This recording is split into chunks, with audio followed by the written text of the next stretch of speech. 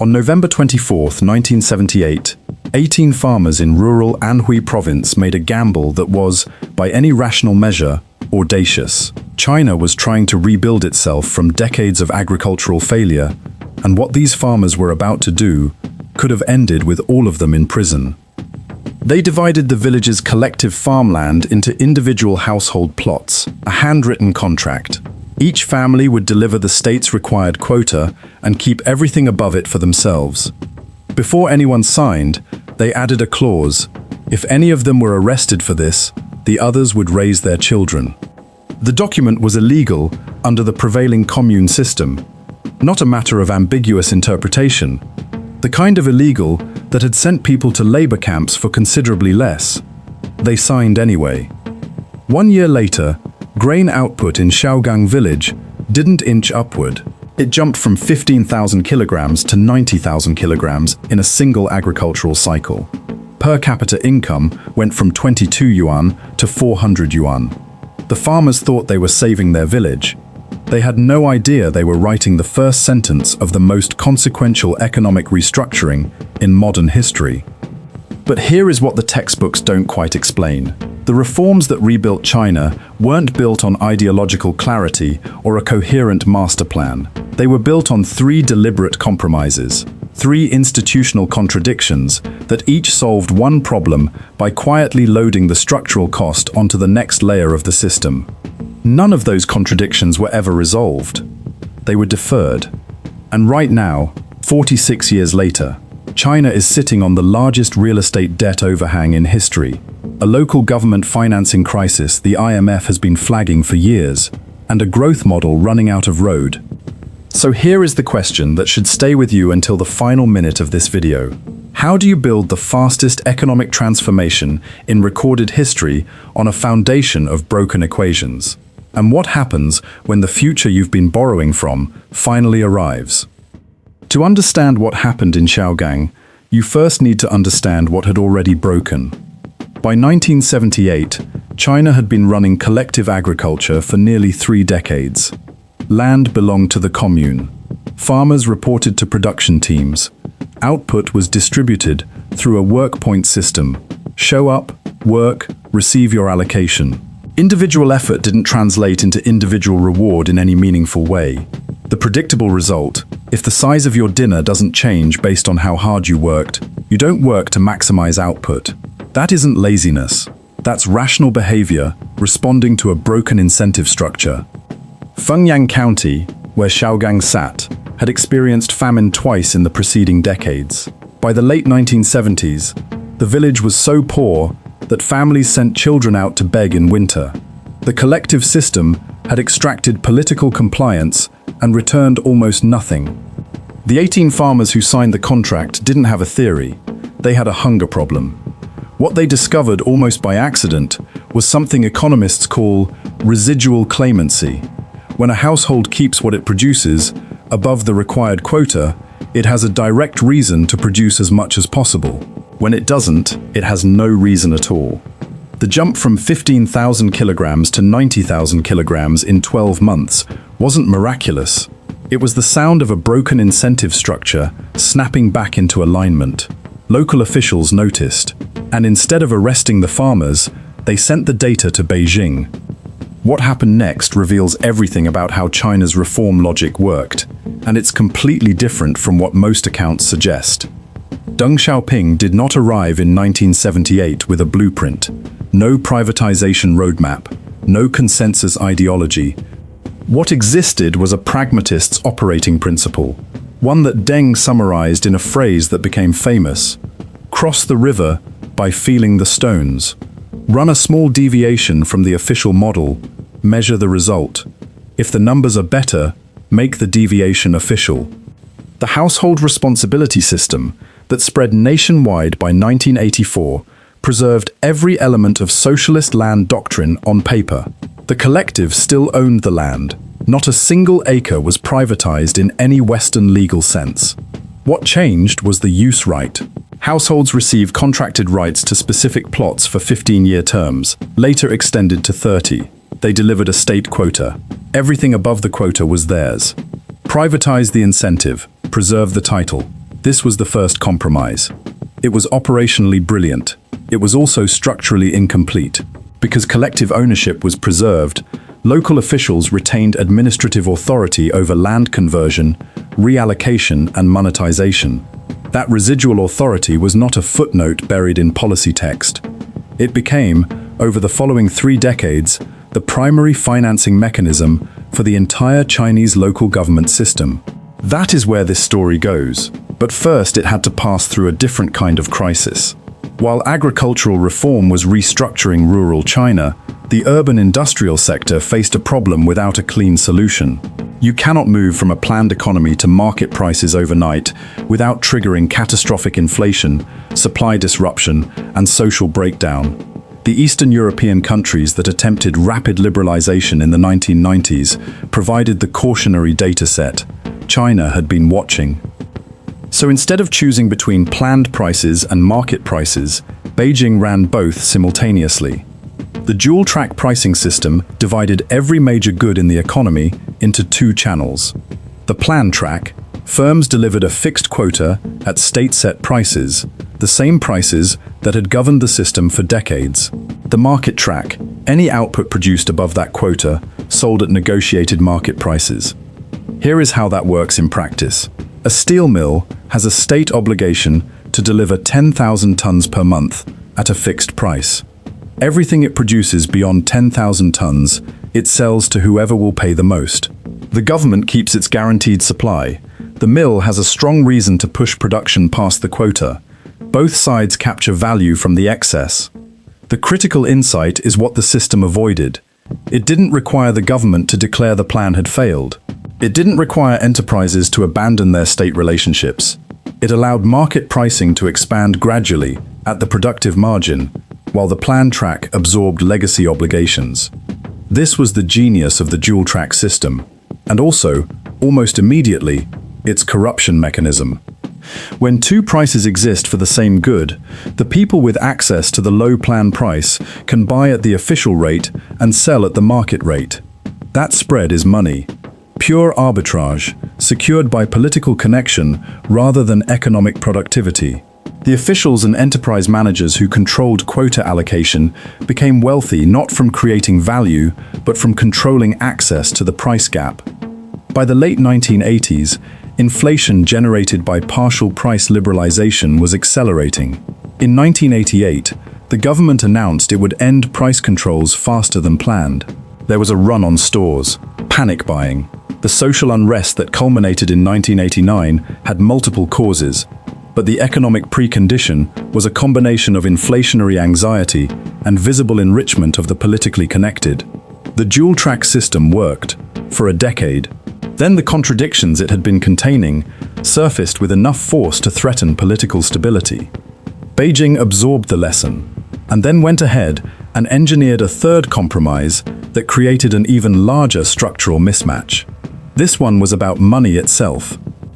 By 1993, China's revenue distribution had drifted into an unusual configuration. Over the reform decade, local governments had accumulated a disproportionate share of tax collection.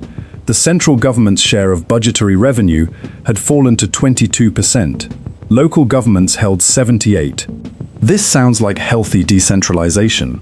The problem was that the central government's political obligations ran on a fiscal base representing less than a quarter of national revenue. Beijing was increasingly dependent on negotiating contributions from localities rather than extracting from an independent base. In 1994, it reset the entire structure in a single reform. The new tax-sharing system reorganized revenue almost overnight. Value-added tax, which touched nearly every manufactured good in the country, was split 75% to the center and 25% to localities. The central government's revenue share jumped from 22% to 55.7% in one calendar year. That is one of the largest single-year fiscal centralization events in the history of modern states. But here is the mismatch that made the 1994 reform the most consequential of the 3. Revenue was centralized. Expenditure obligations were not. Local governments still had to fund schools, hospitals, and roads. They still had to attract investment, build industrial parks, and produce the growth numbers that Beijing's performance metrics required. They did all of that now with a structurally smaller share of the national tax base. The gap between what local governments were obligated to spend and what they were legally permitted to collect wasn't an oversight. It was a structural consequence of the reform's design, because fully centralizing both revenue and spending obligations would have required Beijing to trust local governments with less discretion and local governments to accept less autonomy. Neither side wanted that, so the gap remained. And what officials did to close it shaped the physical landscape of modern China more than any single policy decision since 1949. They sold land. Collectively owned urban land use rights were converted into long-term leases for developers. The local government collected the upfront payment. The developer built. The payment funded the next road, the next industrial park, the next government district. Land finance. The structural gap between local obligation and local revenue was plugged with the one asset that officials controlled: land.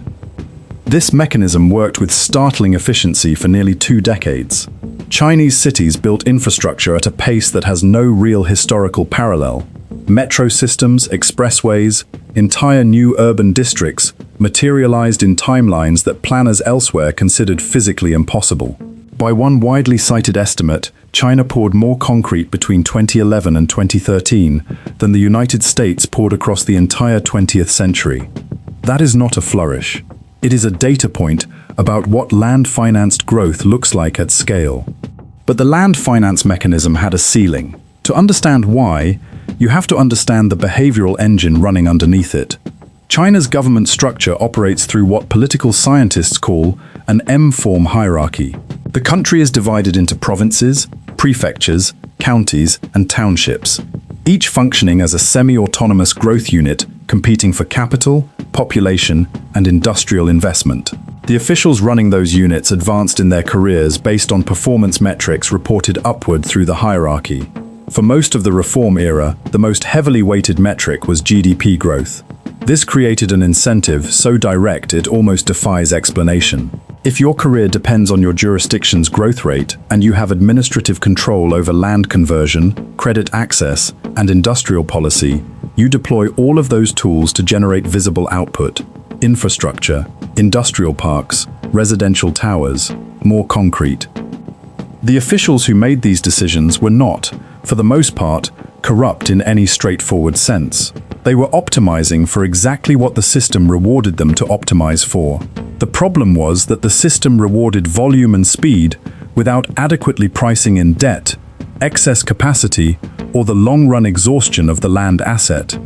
Local government financing vehicles solved the short-run cash flow problem. Because Chinese law prohibited local governments from issuing bonds directly, they created off-balance sheet entities that could borrow on their behalf. The LGFE pledged expected land revenue as collateral. The bank issued the loan, the local government built the project, the land sold, the LGFE repaid.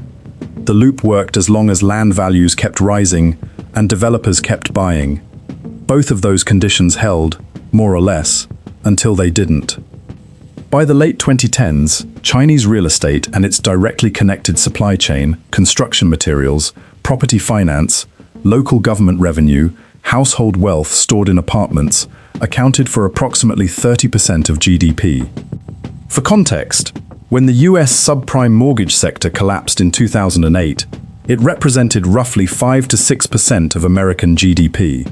That was sufficient to nearly break the global financial system. China's property exposure was 5 times that concentration. Evergrande was not the disease. Evergrande was the diagnostic. The company had borrowed against expected land sales to fund construction projects that pre-sold apartments before completion. Buyers paid up front. Evergrande used that cash to acquire more land, which required more pre-sales, which required more land. When sales slowed, the entire structure inverted. Over $300 billion in liabilities, with no mechanism to service them, without new land revenue that wasn't arriving. The specific failure of Evergrande matters less than what it revealed about the structure underneath it. The farmers of Shaogang signed their contract because collective agriculture had severed the link between effort and reward. That severed link produced famine. The household responsibility system restored the incentive link, but preserved collective land ownership. Collective ownership gave local officials authority over land conversion. The 1994 fiscal reform reduced local revenue while preserving local spending obligations. That gap forced officials to monetize land faster. The promotion tournament rewarded growth metrics. So officials built more infrastructure, attracted more developers, and monetized land at every available opportunity to move the number. LGFVs let them borrow against future land revenue when current revenue ran short. When property values stopped rising, the chain that had been running forward through time for 46 years finally ran out of next link. This isn't a story about corruption. The farmers weren't corrupt. The reformers in Beijing weren't corrupt. The local officials running promotion tournaments were doing exactly what the incentive structure told them to do. The structure itself was the problem. A system built on deliberate compromise and deferred contradiction produces growth for exactly as long as the deferral can continue. And it produces structural crisis the moment the deferral mechanism fails. Here is what is almost certainly true. China's economic transformation between 1978 and the mid-2010s is the most extraordinary poverty reduction event in the history of organized society. 800 million people escaped poverty. Per capita income compounded at a rate no country had sustained from a comparably low base. A country that could barely feed itself in 1978 became the manufacturing floor for the global economy and eliminated poverty entirely by the World Bank's $3 per day threshold by 2022. No economic theory written before 1978 would have predicted this outcome from the mechanisms that produced it. The household responsibility system was legally ambiguous. Dual-track pricing was institutionally contradictory. The 1994 fiscal reform created a structural mismatch that required land sales to plug. Each one was, in isolation, incomplete. That is precisely why they worked together. Conventional reform wisdom in 1978 said choose socialism or markets, planned prices or free prices, centralized revenue or centralized spending.